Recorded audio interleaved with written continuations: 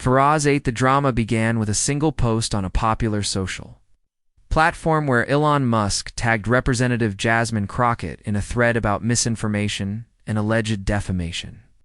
Elon wrote something to the effect of elected officials lying about private companies should be held legally accountable, especially when they mislead the public to score political points. He did not mention her by name in the beginning, but within minutes he followed it up with a direct accusation, saying, "Jasmine Crockett has knowingly spread false claims about my business dealings, and she will be receiving a lawsuit within the week." Screenshots of these posts spread rapidly in news outlets, began reporting the possible legal war between the tech mogul and the sharp-tongued Congresswoman. Everyone expected Jasmine to issue a press statement or clap back online, but instead she disappeared from social media for 24 hours. Her silence made people wonder if the lawsuit was serious, and whether it had already been filed behind the scenes. But then came the press conference, and nothing was the same after that. Standing at a podium with her legal counsel beside her, Jasmine Crockett remained calm and composed as reporters flooded the room. Her lawyer, a relatively unknown but fiercely articulate civil rights attorney named Amira Banks, took the microphone first, and what followed stunned everyone. Amira stated confidently, "We have reviewed Mr. Musk's allegations, and after careful legal examination we have found them not only baseless, but also reckless." She paused. It's just long enough for silence to thicken before continuing. "Furthermore, we are in possession of communications, internal documents, and testimonies that clearly contradict Mr. Musk's public statements about his company's political lobbying, misinformation, partnerships, and data usage. These documents include time-stamped emails, signed memos, and internal Slack conversations that were obtained lawfully through whistleblower protections and investigative channels." The room collectively inhaled as reporters realized this was no simple rebuttal. It was a counteroffensive. Jasmine remained silent as Amira continued detailing point after point, dismantling every part of Elon's claim with precision. Amira Banks then presented a brief slideshow showcasing excerpts from the documents, including one message that showed Musk approving a private meeting with a group of senators under the condition that no press would be informed. Another message revealed that his team had explored algorithmic suppression of political content and that these initiatives were intentionally not disclosed during regulatory hearings. Jasmine had referenced these actions in a prior interview, calling them shadow moves by tech giants to quietly influence democracy without consequence. Musk's lawsuit threat was based on his claim that she had fabricated these ideas, but now with documentation in hand, it became clear that not only was Jasmine telling the truth, but she had underplayed just how deep the behavior went. The lawyer added, "If Mr. Musk wants to sue, we welcome that opportunity under oath, in court, with discovery and subpoena power, because we assure you, the real story is far more concerning than a social media post." Jasmine then stepped forward and simply said, "Let the truth walk into the courtroom, and we will see who's really defamed whom." The media storm exploded. Musk posted furiously in response, calling the documents fake and claiming that his legal team was preparing a defamation case with maximum damages. But multiple journalists began verifying the authenticity of the leaks, using independent sources and insider confirmations. Former employees reached out anonymously to confirm many of the documents were indeed accurate and reflective of internal strategy. Jasmine's legal team issued an open invitation for an independent third-party audit, and Musk's team declined to comment on whether they would comply. Meanwhile, legal experts appeared on cable news saying if even half of what Jasmine's team revealed was verifiable, Musk might have more to lose than gain in a courtroom.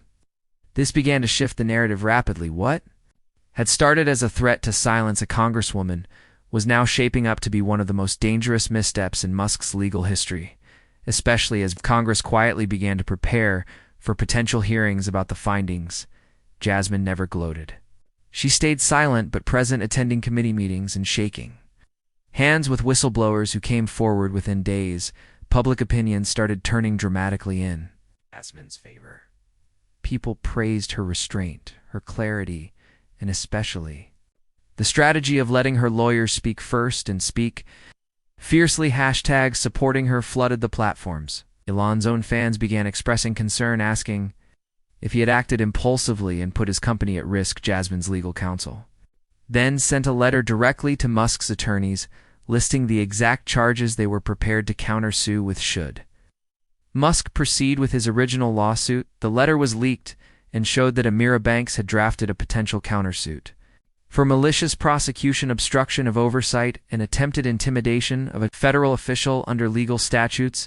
Elon had not anticipated the blowback, and it showed in his tweets, which grew less direct, more vague, and eventually stopped referencing Jasmine altogether. His attorneys reportedly requested an off-record conversation with Jasmine's team, but they declined, citing transparency and accountability as guiding principles for their defense and offense alike behind the scenes.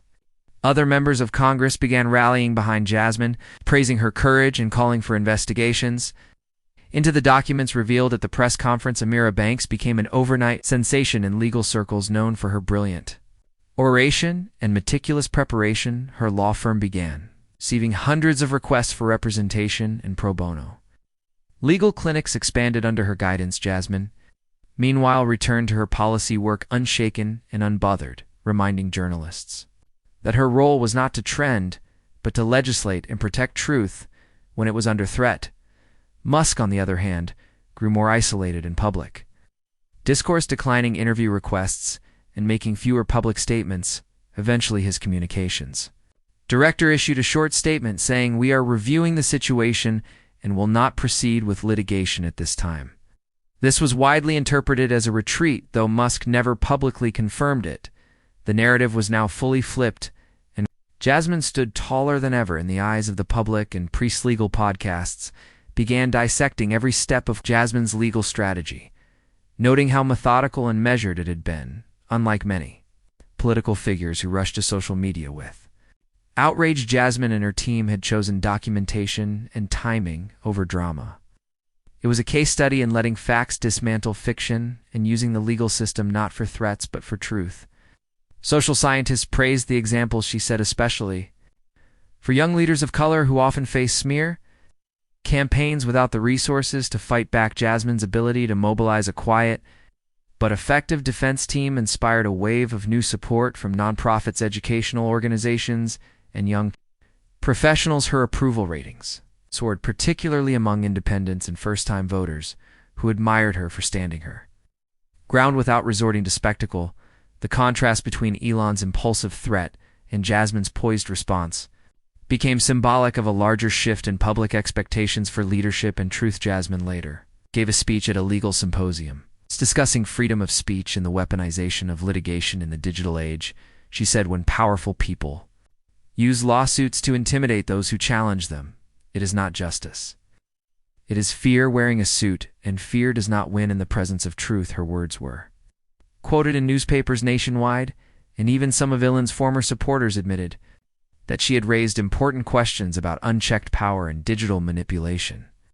Her lawyer Ameera stood nearby during the speech, beaming with pride and humility as Jasmine concluded with, "This was never about me, it was about showing what happens when facts are louder than threats, and when truth is more patient than ego." The crowd erupted in applause, and her message was shared thousands of times online, with people calling it one of the most necessary speeches in the age of misinformation and influence peddling. The ripple effects continued months later as government watchdogs opened investigations into the business practices hinted at in the documents Jasmine had revealed. More whistleblowers came forward, this time not just from Musk's companies, but from other tech firms, inspired by the way she had handled herself without fear or compromise. Meanwhile, Elon stayed quiet regarding Jasmine, never mentioning her again and focusing on product launches and internal restructuring.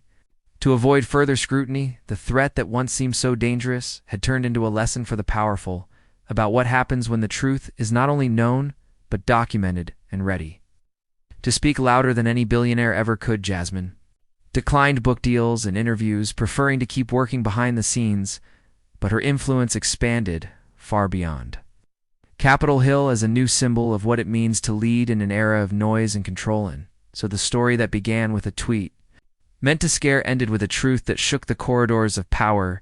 Jasmine Crockett did not fight back with venom. She fought back with vision. As she did not insult she informed, and that difference made all the difference in the end. Elon Musk never filed the lawsuit, and sources close to him admitted he underestimated both Jasmine and her legal team, especially the quiet force that was Amira Banks, who turned a threat into an opportunity to teach the country how law can street.